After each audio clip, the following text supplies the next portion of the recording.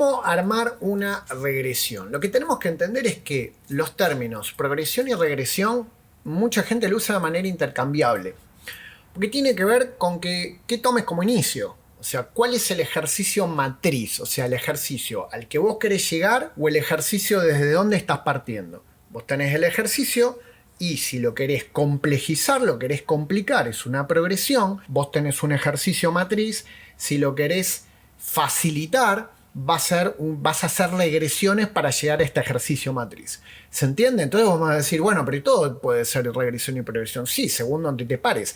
Una progresión puede ser la regresión de otro ejercicio un poco más complejo o un poco más simple. Vamos a la regresión, entendemos que es para facilitar, estamos tratando de facilitar el exceso, por ejemplo, a una dominada, como la que estamos viendo acá. Yo quiero llegar a una dominada, entonces tengo que facilitar el acceso a esta dominada con ejercicios más simples, ¿sí? Después te voy a explicar el truco o las pautas para hacer una regresión de cualquier ejercicio.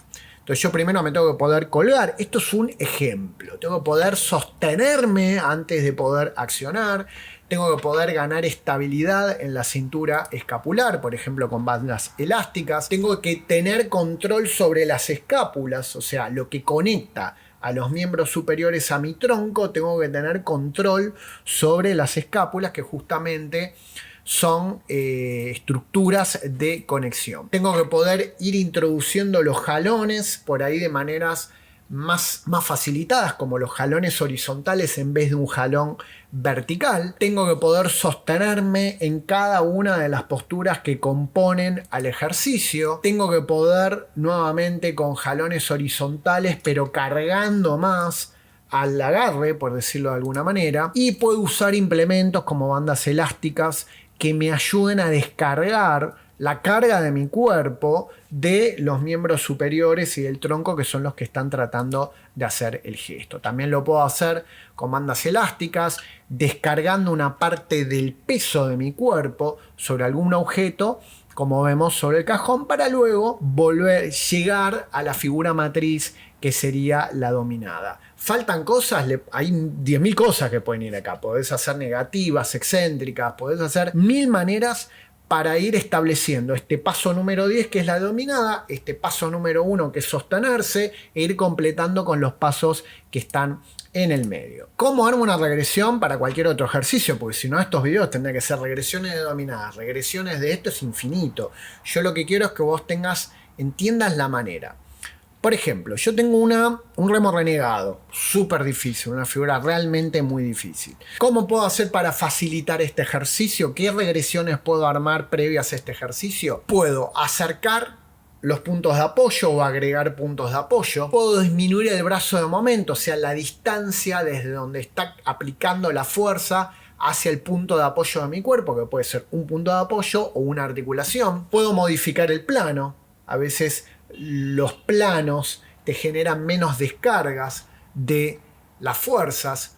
Puedo aislar los planos. Si es un ejercicio muy complejo, puedo quitarle varios planos de movimiento y circunscribirme a un solo plano. Puedo disminuir la carga, que es algo recontralógico. Puedo hacer parciales del ejercicio. O sea, en este caso podría hacer planchas por un lado, jalones por el otro lado, planchas un brazo por un lado, y puedo usar elementos como vimos, las bandas elásticas, los cajones, justamente para facilitar la ejecución final del ejercicio matriz. Acá te dejo ejemplos.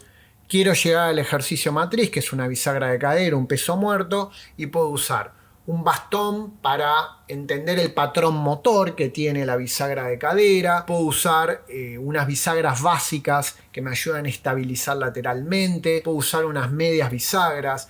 Puedo usar otras herramientas como el kettlebell que me faciliten el agarre o que me concentren el peso en determinado lugar. Puedo usar figuras asimétricas. Ahí ya entra en discusión si eso fue una facilitación o una complejización. Podrían ser progresiones también. Puedo usar una barra hexagonal, puedo hacer un peso muerto convencional y finalmente puedo llegar a la figura que estoy buscando. Y después también vas a tener variantes como las 3 que estamos viendo abajo, que pueden considerarse variantes, o progresiones según lo que implique a esa persona, si le implica dificultad o no.